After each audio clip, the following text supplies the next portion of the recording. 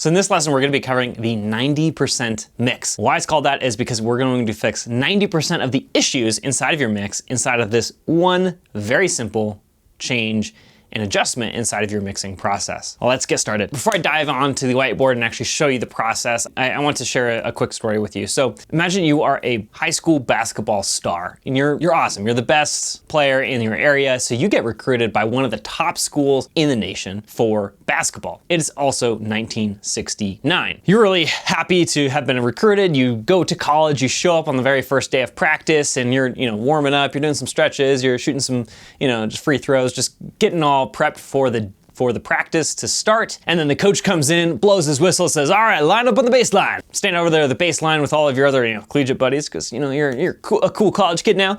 And then the coach walks over to the side of the court, drags out one of those plasticky chairs you sat on in middle school. It's a little too short for him. And then he sets it down, sits down, starts taking his shoes off. And he says, all right, lesson 1, how to put on your shoes.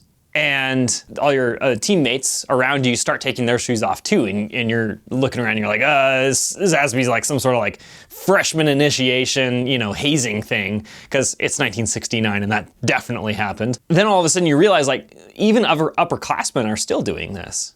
And so then you start tentatively taking your shoes off as well. And then the coach proceeds to explain to you, okay, this is how you put on your socks.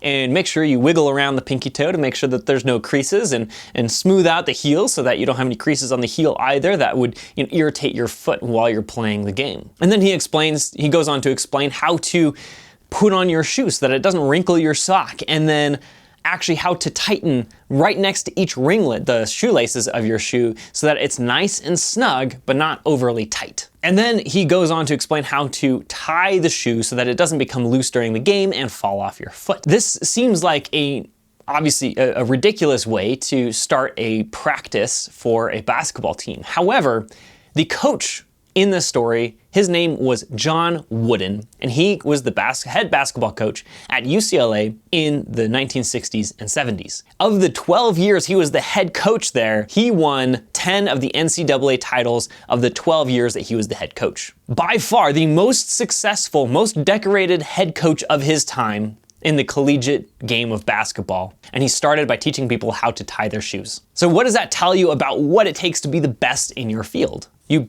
need to focus and master the fundamentals. You can't even step out onto the court if you haven't tied your shoes first. By focusing, having a ridiculously focused view of each fundamental skill, he was able to train an entire basketball team of collegiate dudes how to win championships by focusing on fundamentals. Oftentimes as mixing engineers or as producers, we all want to move on from the fundamentals because let's be real, it's not as fun as using some wacky parallel compression and some sidechain compression to move my bass out of the way of my kick and all of that stuff. It feels cool to use some of those more advanced techniques.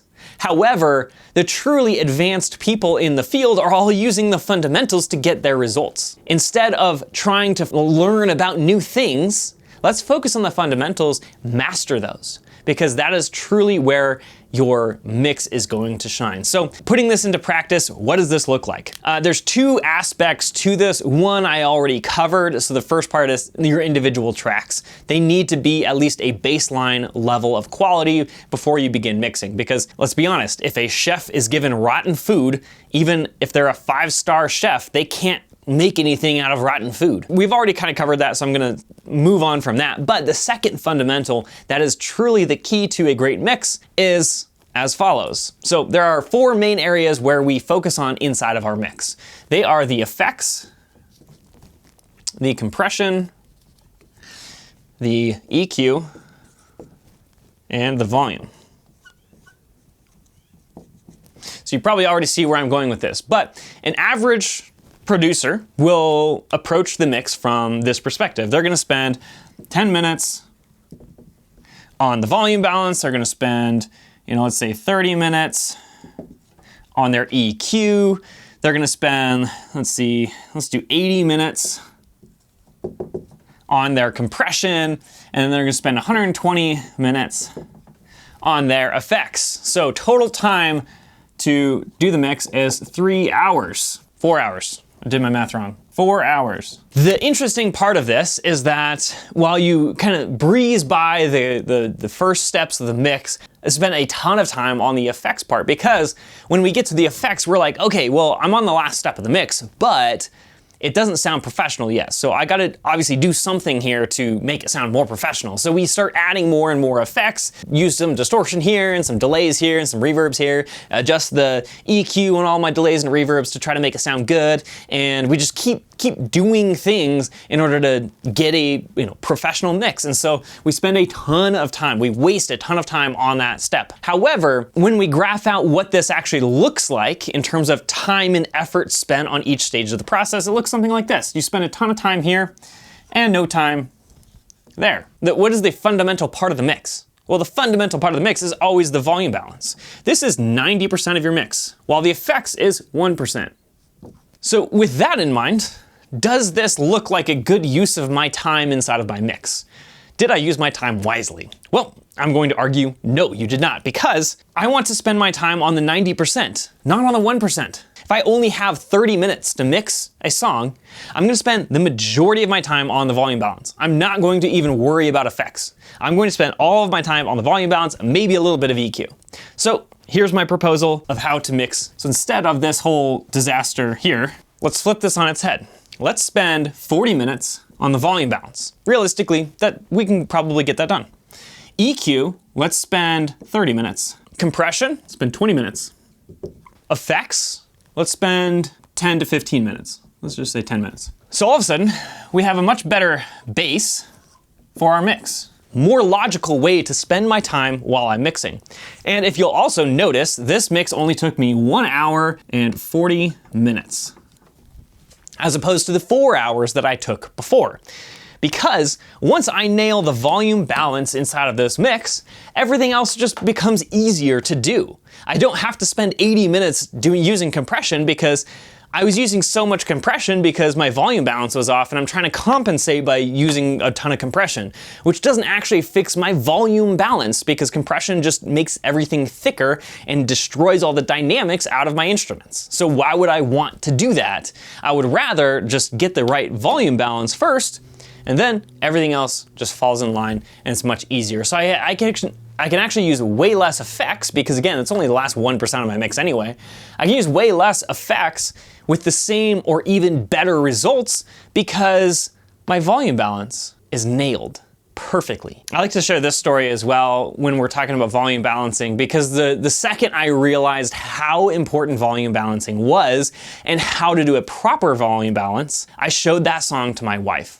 And I was pretty proud of him. Like, this song actually sounds really good. So I showed it to my wife. Normally when I show her a song and I put it in front of her, and she's like, oh, that's nice, babe. And then I showed her this song, and then after about 30 seconds, she looks up kind of wide-eyed and she's like, babe, this song actually sounds like a real song. So obviously nothing I had done before actually sounded like a real song. But because I had the volume balance right, it sounded like a real song. Sparked an idea in my mind that I've never forgotten since that day.